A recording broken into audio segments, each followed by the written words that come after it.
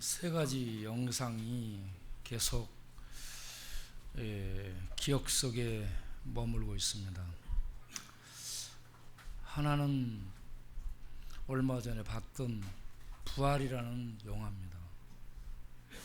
부활이라는 영화를 보게 되면 빌라도를 정치적으로 덮기 위해서 로마에서 파견된 이 군인 대장인 호민관이 예수님의 죽음을 직접 목격합니다. 영화에서 백부장이 그 자리에 있지만 백부장의 모든 것을 확인하기 위해서 현장에 가서 보니까 백부장의 말대로 예수님이 완전하게 죽은 것을 봤습니다. 그리고 그를 자기가 로마의 황제의 어인을 찍어서 예수의 시체를 이 아리마대 요셉의 무덤 속에 묻습니다. 그리고 큰 돌을 갖다 입구를 막고 황제의 어인을 여기저기 찍어서 손 못 대게 하고요. 그리고 군인들로 파수하게 합니다. 그런데 돌이 굴러가고 예수님의 시체가 없어진 거예요. 그러니까 이 시대의 대제사장인 가야바가 빌라도를 찾아와서 얘기합니다. 내가 얘기했지 않소? 제자들이 시체를 도둑질해 가고 부활했다라고 할 거라고 했지 않소? 그러면서 이 걱정을 하게 됩니다. 그런데 그 모든 것을 다 목격했던 호민관, 이 사람은 시체를 도둑질에 갔다 할지라도 죽은 대로 있어야 돼요. 시체 도둑이니까. 그런데 시체로 있지 않고 예수님이 살아나신 거거든요. 예수님이 살아나셔서 제자들 가운데 나타났어요. 그래서 죽은 시체를 도둑질을 해다 놓은 게 아니고 죽었던 그분이 살아났다는 얘기거든요. 그래서 자기는 직접 확인하고 싶었어요. 확인하고 싶어가지고 예수님이 살아계실 때와 살아나신 다음에 제자들에게 하신 말씀이 내가 갈릴리로 가리라. 갈릴리에서 너희를 만나겠다라고 말씀하셨거든요. 그래서 제자들이 전부 갈릴리로 가요. 그 갈릴리로 가는 제자들과 함께 예수님의 부활을 확인하기 위해서 갈릴리로 갑니다. 갈릴리에 가서요, 오늘 있던 이 현장을 그대로 목격합니다. 요한복음 21장.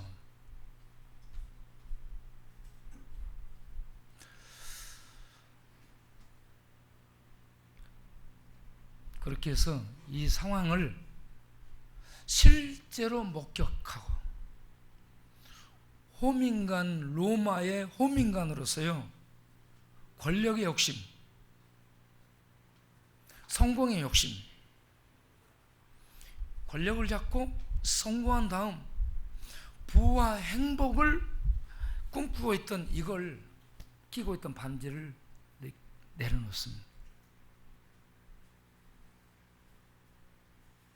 그 모든 로마의 영광, 로마의 성공, 로마의 부가 이 호민관에게 이스라엘에 파견된 빌라도 총독의 이 군대 총 책임이거든요. 그러면 이게 업적을 얻게 되면 로마로 돌아가서요, 권력과 성공과 부를 얻을 수 있습니다. 그런데 그 모든 것을 내려놓습니다.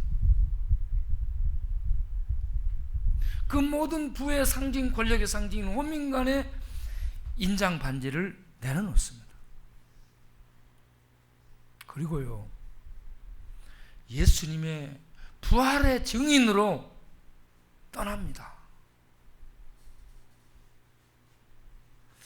이 영화가 굉장히 은혜스러웠습니다. 2번 봤습니다. 2번 봤는데 첫 번째 볼 때에 우리 성도님들이 많이 울었습니다. 2번째 볼 때는 마음에 새기느라고 우는 소리는 안 나왔어요. 마음에 새겼습니다. 다들. 야, 예수님의 부활은 사실이다. 이 부활을 증거하는 증인으로 살아야 되겠구나. 이런 어떤 이 뜨거운 열망이 이 영화를 보고 나면 속에서 솟구쳐 올라옵니다. 그래서 이 부활 영화를 2번이나 봤는데 그 호민관이 반지를 버리고 예수님을 증거하기 위해서 가는 그 영상이 계속해서 남아 있습니다.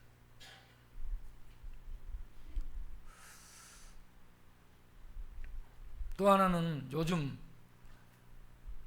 올림픽이 계속 일어나고 있는데 우사인 볼트. 여러분 우사인 볼트가요 키가 196cm, 한 번 달리는데 폭이 2m 44, 한 번 뛰는데 2m 44를 뛰는. 그래서 올림픽 3연패 3관왕 100m, 200m, 400m를 세 번 다 나서 금메달을 딴 거예요. 이것만 올림픽에서 딴 메달만 9개예요. 9개. 최고의 스타죠. 그 우사인이 도대체 뭔 말인가 내가 찾아봤어요. 그랬더니 빠른이라는 의미예요. 볼트가 뭔 말인가 했더니 번개예요. 빠른 번개이라고 잡아야죠.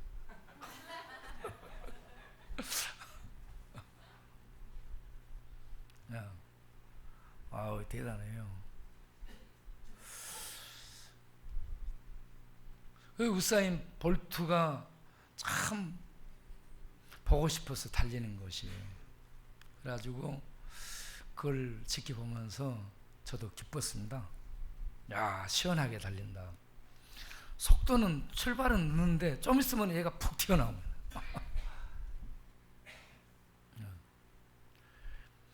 그리고 또한 이 선수가 손년제가 등장할 때 어떻게 등장하는지 봤어요? 어깨를 흔들어요. 어깨를 흔들면서 등장합니다.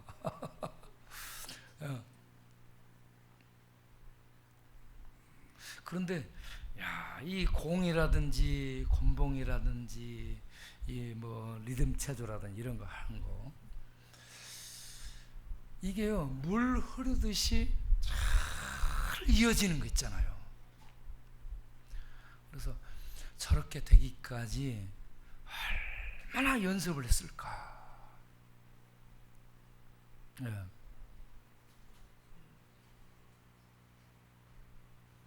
거기에 나온 사람들이 다 잘해요. 선년제만 잘하는 게 아니라 거기 나온 사람들이 너무너무 다 잘하더라고. 그런데 소년제보다 더 고난도의 기술을 습득해가지고 나온 사람이 서너 사람이 됩니다. 좀 소년제가 어렵지 않을까 생각을 하면서 이렇게 봤습니다. 아직 결승은 안 했죠? 결승은 안 한 것으로 생각합니다. 했어요? 끝나버렸어요?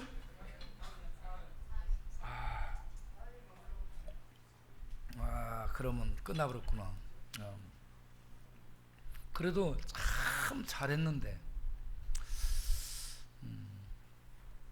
우리 소년제 4등한 소년제에게 박수 한번 칩시다.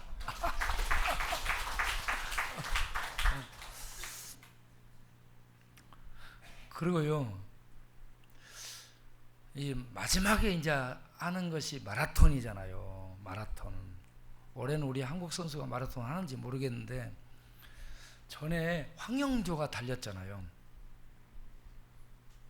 황영조에 대해서는 사람들이 평가를 하기를 100년에 한 번 나올까 말까 할 정도로 완벽한 선수랍니다. 몸 구조가, 황영조에 대해서.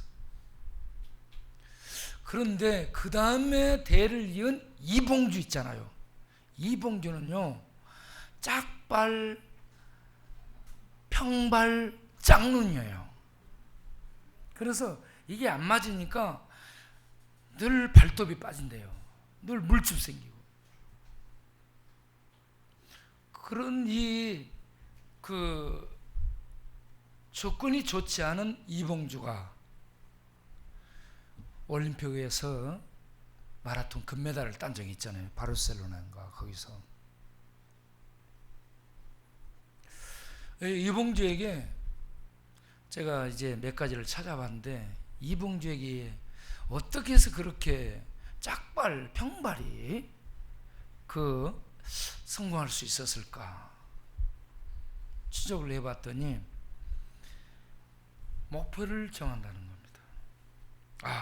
내가 평발이고 짝발이라서 못 되는 것이 아니고 일단 목표를 정한다는 거죠. 올림픽에 나가서 메달을 딴다. 목표를 정했다는 겁니다. 고등학교 때부터 달리겠대요.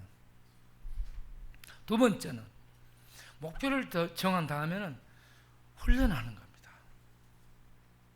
목표를 정하라. 두 번째는 훈련하라. 훈련하는데 새벽 5시 반이면 일어나가지고 명절도 안 쉬고 날마다 달리기를 했대요. 지구를 4바퀴 이상 돌았다고 그렇습니다. 자기가 달린 것이. 그렇게 지독하게 달렸답니다. 그리고 세 번째, 이 부분이 중요한 거예요.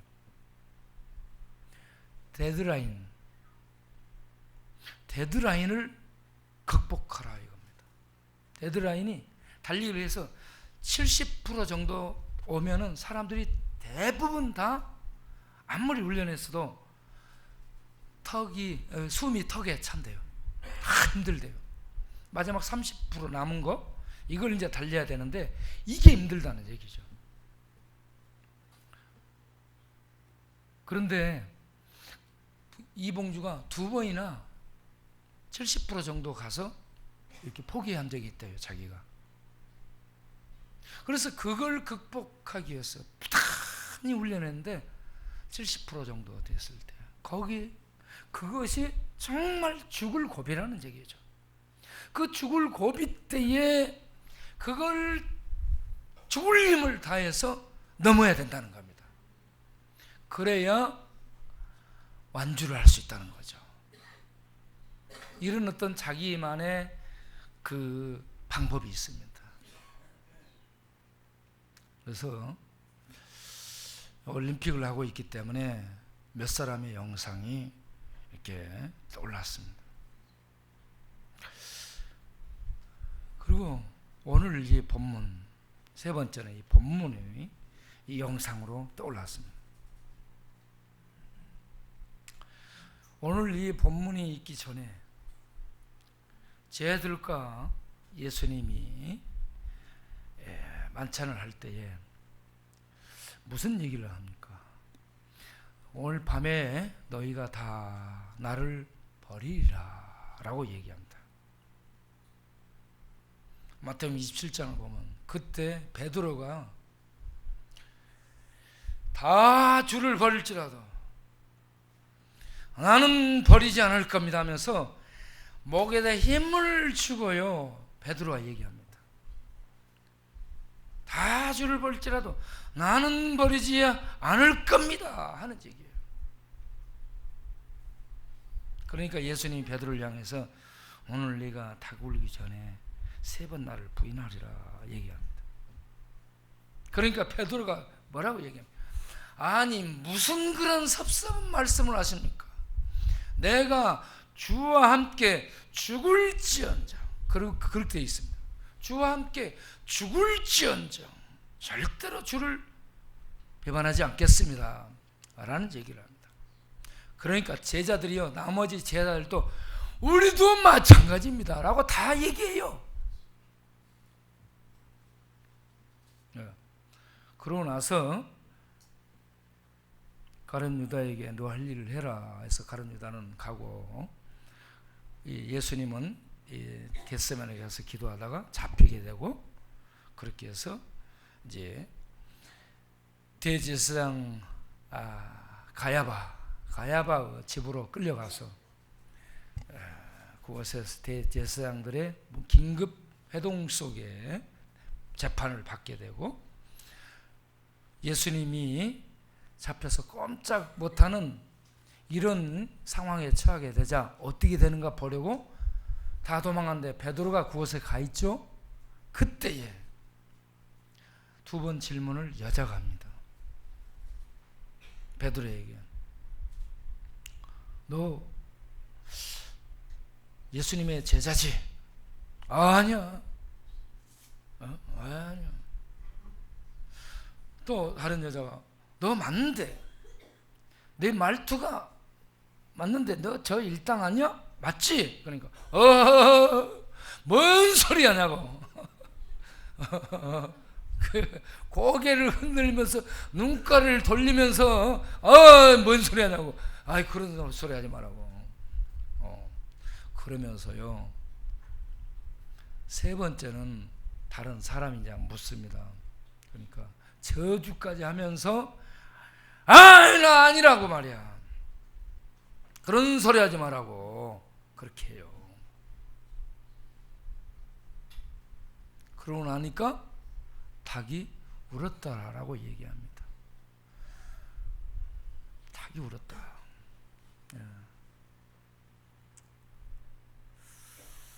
베드로가 그 상황 속에서 그때서야 자기가 예수님이 말씀하신 그대로 된 그 연약한 자신을 보면서 통곡을 했더라라는 말씀입니다.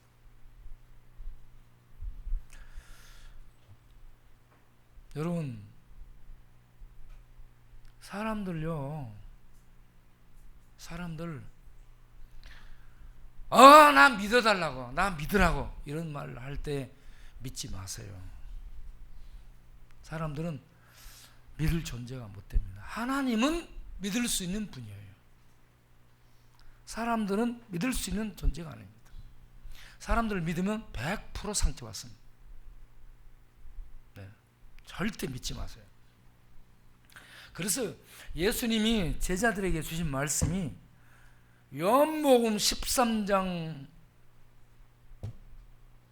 34절 가서 보게 되면 내가 너희에게 새 계명을 주노니 서로 믿으라 이렇게 하지 않았어요. 믿으라, 서로 믿으라 이런 말 하지 않았어요. 서로 사랑해라 했습니다. 사람 믿을 존재가 못 돼요. 사람은 믿을 존재 못 되니까 사랑해야 된다는 겁니다. 사랑해야 돼. 서로 사랑하라 했습니다. 여러분, 믿지는 못할지라도 사랑하시길 바랍니다. 할렐루야. 사랑을 위하여 부름을 받았습니다. 이렇게 제자들이 예수님을 다 부인하고 떠난 상태입니다. 예수님은 십자가에 끌려가서 고난받고 죽어요. 그리고 다시 살아납니다. 그런 다음에 예수님이 갈릴리로 가요. 제자들도 예수님이 갈릴리에서 제자들을 만난 데서 갈릴리로 갑니다. 갈릴리 가서 오늘 읽은 본문 앞부분을 보게 되면 베드로가 나 고기 잡으러 가겠다라고 얘기합니다. 3년 이상 제자로 부름받아 말씀의 교육받고 사역의 훈련을 받았습니다. 그리고 주님의 어떠함을 보고 믿음의 고백까지 수차했습니다. 믿습니다. 다 고백했고요. 예수님이 수많은 기적들을 행하고 심지어는 죽은 자도 살려내고 본인 자신이 직접 죽었다가 살아나서 이렇게 나타났는데도 보았어요. 예루살렘에서. 봤으면서도 갈릴리 가서 고기 잡으러 가는 거예요. 네. 근데 고기를 잡으러 갔는데 고기를 하나도 못 잡았습니다. 밤새. 그때 바닷가에서 목소리가 들려와요. 얘들아, 너희에게 고기가 있느냐? 그러니까 없습니다. 예수님이 뭐라요? 오른편에 그물을 던져봐라. 그래서 오른편에 던졌어요. 그랬더니 그물이 가득 찢어지지는 않았지만 가득 어질 정도로 고기가 잡힌 거예요. 그때 잡은 고기가 153마리다 라고 얘기합니다.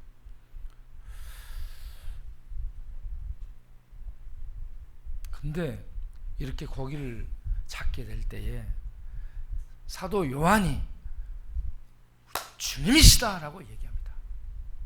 주님이시다라는 말에 베드로가 옷을 벗고 있다가 겉옷을 걸치고 바로 뛰어내려서 주님께로 작은 배를 타고 가게 됐다라고 얘기합니다. 그렇게 나오니까 예수님이 숯불을 피워놓고 거기에다가 고기를 굽고 있었습니다. 그리고 너희들이 잡은 고기를 좀 가지고 오라 라고 얘기합니다. 제 아들이 모여왔어요. 어떻게 합니까? 제 아들이 모여온 곳에서 예수님이 떡을 떼어주고 고기를 구워서 줍니다. 예수님이 떡을 거기서 떼줘요. 그리고 고기를 구워서 주면서 베드로에게 묻습니다. 베드로의 이 예수님이 바꿔준 이름이 베드로예요. 헬라어로 베드로, 아람어로 게바입니다. 이것은 반석이라는 얘기죠. 반석, 흔들리지 않는 반석. 그런데 베드로는 항상 어떤 사람이요? 흔들리는 사람이요. 다 흔들려. 그래서 예수님이 여기서 오늘 질문을 하게 되는데 세 번 다 베드로라는 용어를 안 씁니다. 베드로가 아니었기 때문에. 베드로가 못된 존재예요. 네. 그래서 거기서 뭐라고 부릅니까? 요한의 아들 시몬아 라고 얘기합니다. 요한, 존, 하나님께 은혜를 받은 아들 시몬. 시몬은 듣다라는 의미를 가지고 있습니다. 요한 아들 시몬아, 본래 이름을 가지고 부릅니다. 세 번을 다 그렇게 불러요. 베드로야 이렇게 안 부릅니다. 흔들리는 이 시몬으로 얘기합니다. 요한 아들 시몬아. 첫 번째 질문이 이 사람들보다, 이것들보다 더 너 나 사랑하느냐라고 묻습니다. 그러니까 베드로가 예, 사랑합니다 라고 답을 해요. 주께서 아시지 않습니까?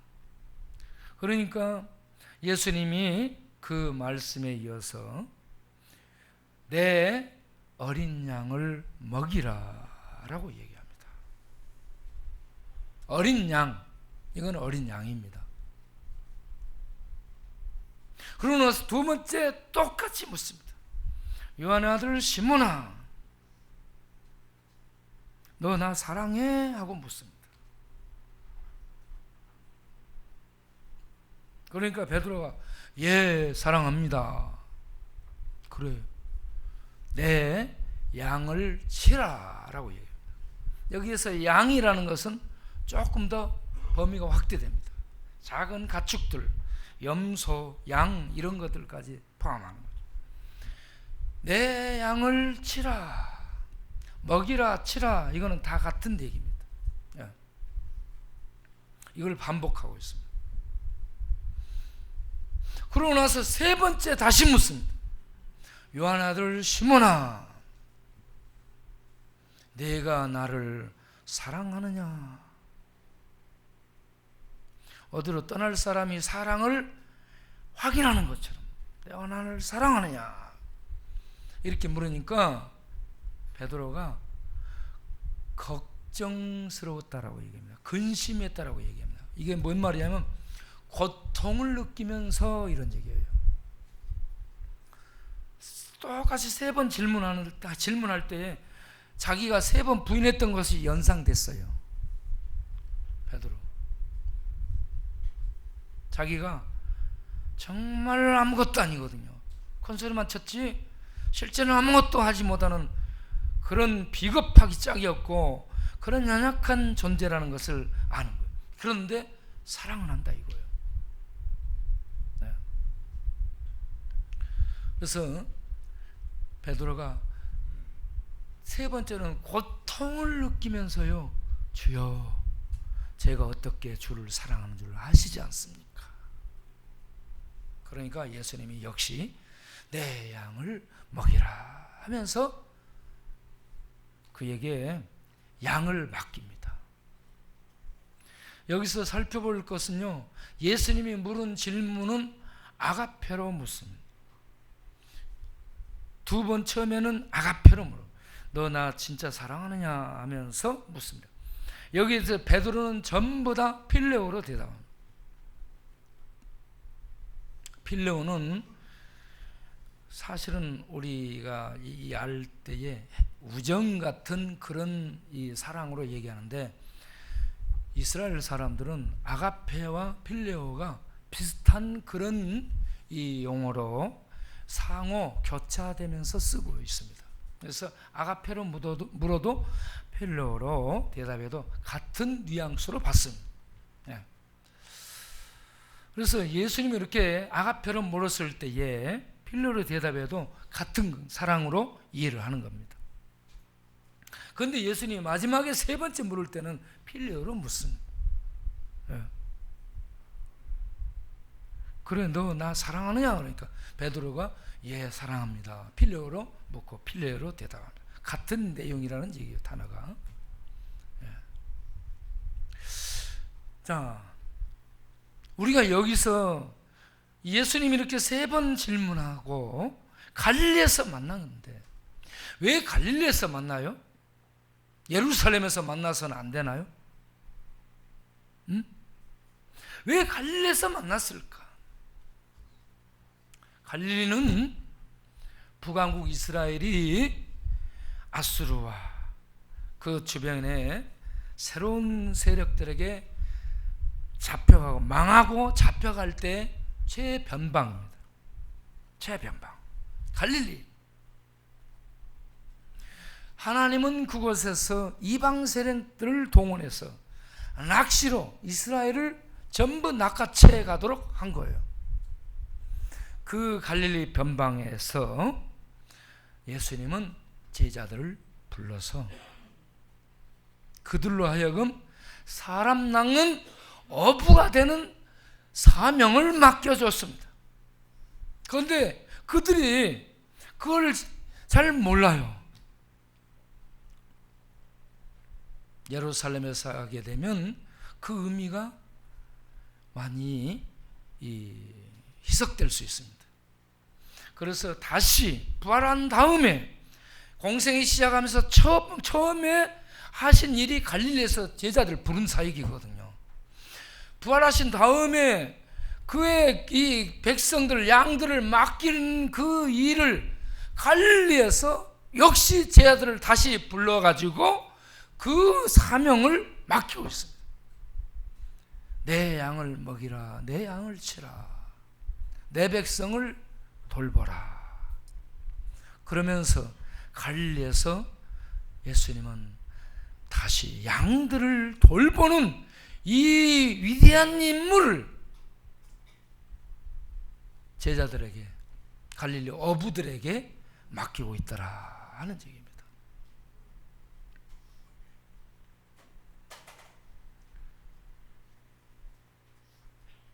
그런데 이러한 이 양을, 하나님 백성을 낚아서 먹이고 돌보는 게 목자입니다.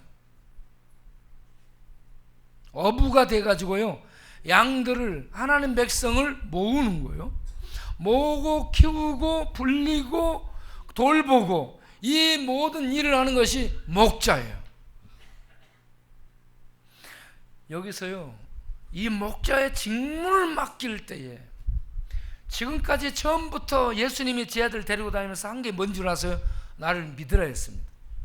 수많은 이적과 기적을 행하면서 왜 못 믿느냐? 나를 믿으라, 믿으라. 너희로 하여금 믿도록 내가 이 기적을 행하는 거다. 예? 요한복음 11장에서도요, 죽은 나사로를 살려낸 다음 무덤에서,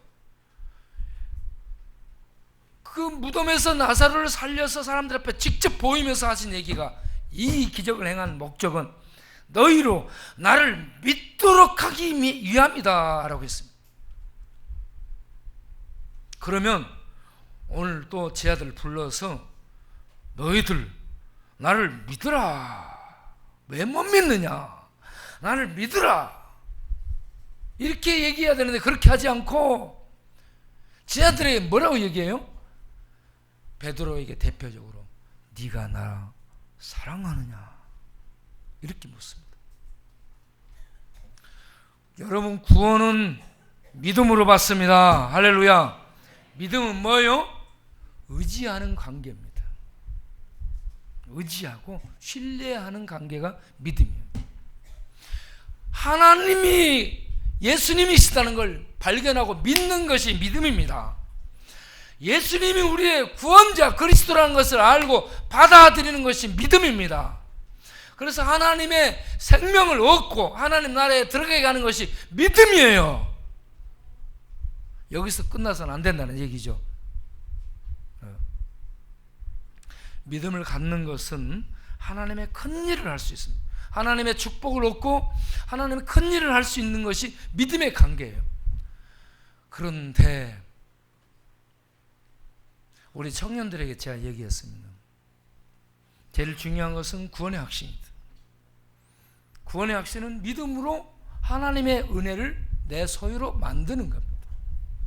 두 번째는 사명을 받는 것.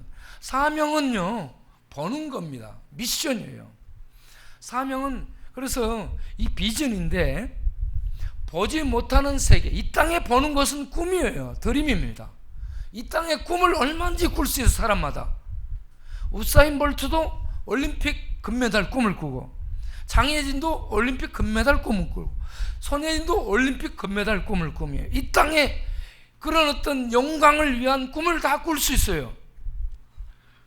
에릭 리들은 거기서 넘어갔어요. 불의 전차의 주인공. 그는 그 올림픽의 금메달뿐만 아니고 하나님의 복음을 위해서 또 다른 그런 비전을 보면서 선교를 나갔습니다. 비전은 버는 거예요. 버는 거. 사명은 버는 것에서 출발합니다. 하나님의 세계를 보고 하나님의 위대함을 보고 하나님의 뜻을 보고, 내가 이 일을 해야 되겠다. 하나님이 이런 은혜를 베풀어 주시면 내가 이 일을 해야 되겠다 하면서 하나님 것에, 이 땅을 경계선을 넘어서 하나님 것에 내가 보면서 거기에 내가 맞추고 그걸 위해서 가는 것이 이제 비전을 가졌다라고 얘기할 수 있습니다.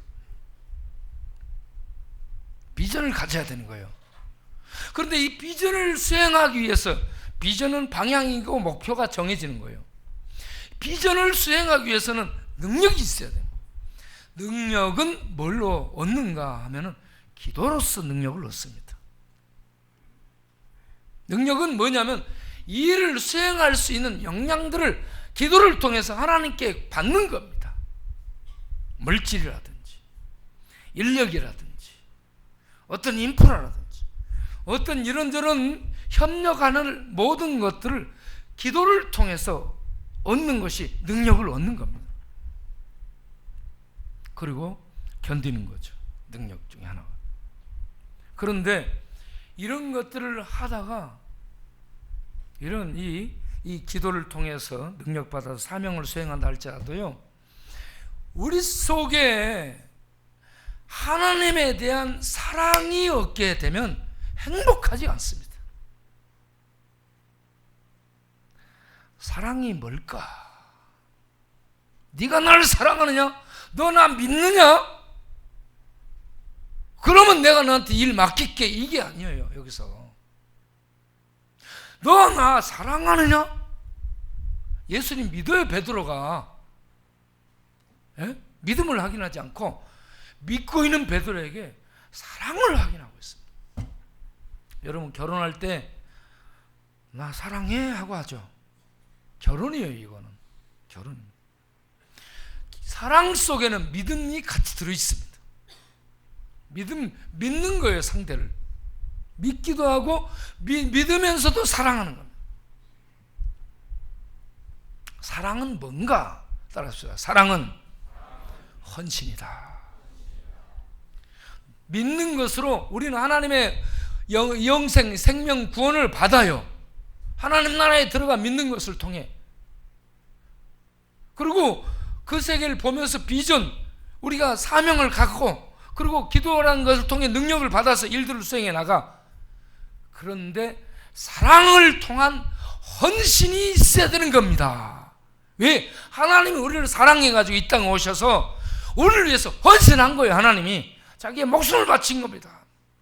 하나님, 내가 너희를 사랑하였은즉 너희는 나를 믿으라. 믿고 거기서 한 걸음 더 나가 사랑하라 라고 얘기합니다. 사랑은요 헌신입니다. 헌신은 뭐냐면 자발적 복종이요. 자발적 복종이 뭐예요? 내 목을 드리는 겁니다. 할렐루야.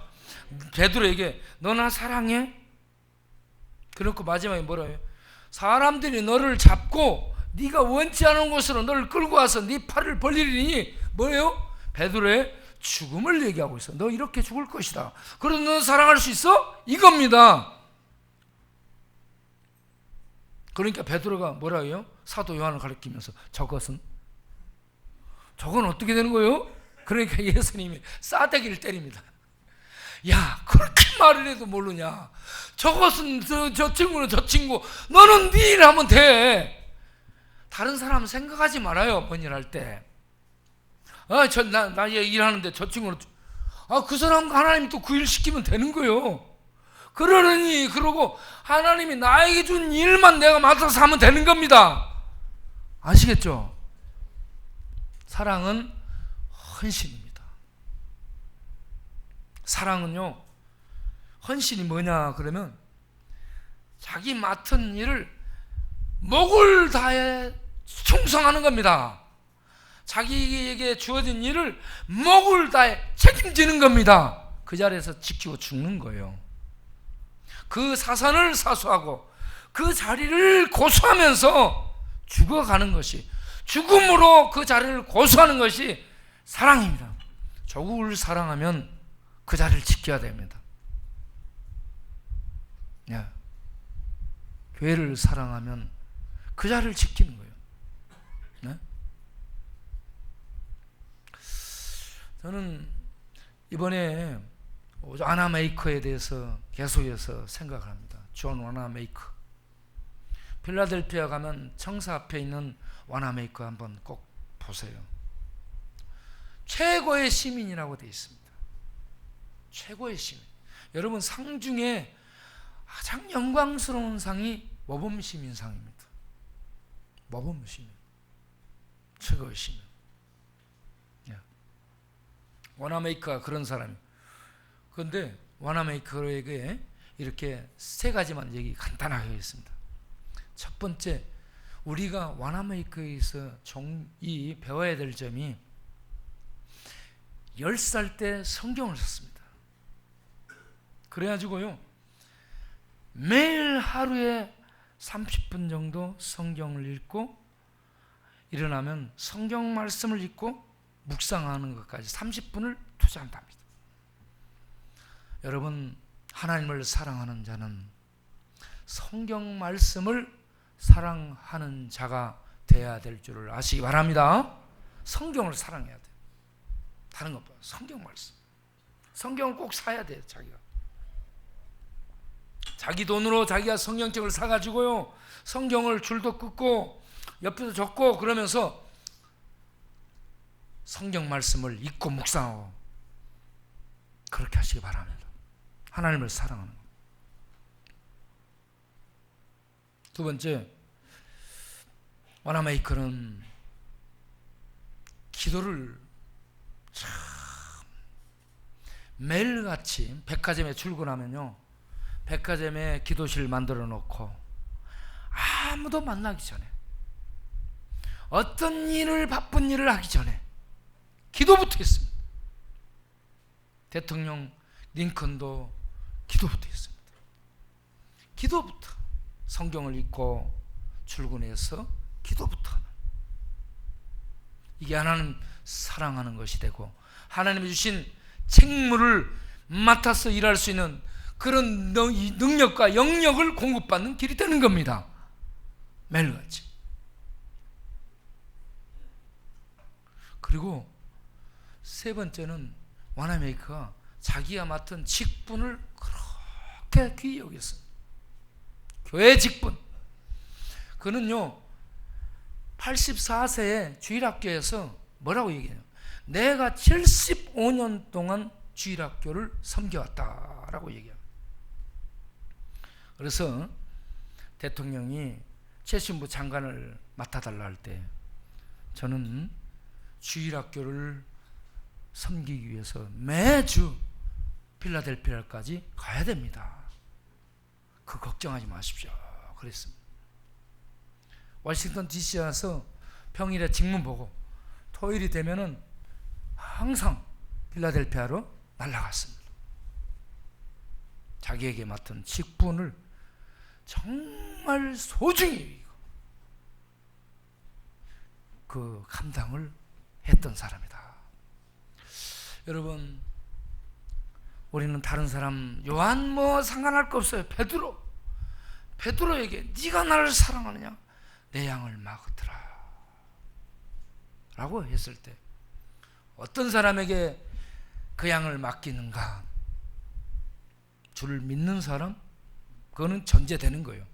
주를 믿고 주를 사랑하는 사람. 사랑은 어떤 사람? 자기를 헌신하는 사람. 헌신하는 사람 어떤 사람? 책임을 감당하는 사람. 그 자리를 지키며 그 선을, 자기에게 주어진 그 사선을 사수하기 위해서 자기의 목으로 그 자리를 지키는 사람. 그 사람에게 하나님은 내 양을 맡기라. 박사학위를 가져서 맡기는 게 아니에요. 돈 많이 있어서 맡기는 게 아니에요. 머리 좋아서 맡기는 게 아니에요. 공부 잘해서 맡기는 게 아니고 사랑하는 사람. 부모가 되는 사람은 사랑하는 사람이 부모가 될 수 있습니다. 사랑보다 위대한 게 없습니다.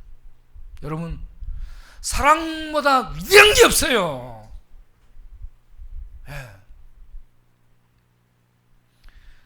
이러한 사랑으로 하나님께서 주신 일들을 감당해낼 수 있도록 하나님 앞에 부름받아 갈 수 있는 우리 모든 성도님들이 될 수 있기를 바랍니다. 기도하겠습니다.